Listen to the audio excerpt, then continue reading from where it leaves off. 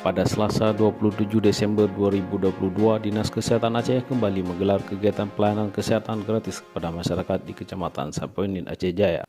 Kegiatan tersebut dipusatkan di Puskesmas Lokrut, Aceh Jaya.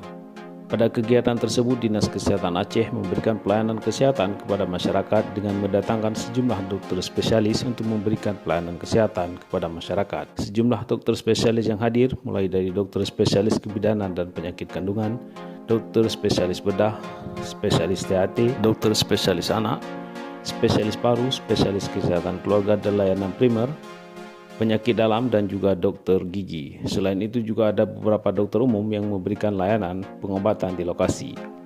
Kegiatan pelayanan kesehatan bergerak ini adalah agenda rutin yang dilaksanakan oleh Dinas Kesehatan Aceh guna memudahkan masyarakat dalam mengakses pelayanan kesehatan.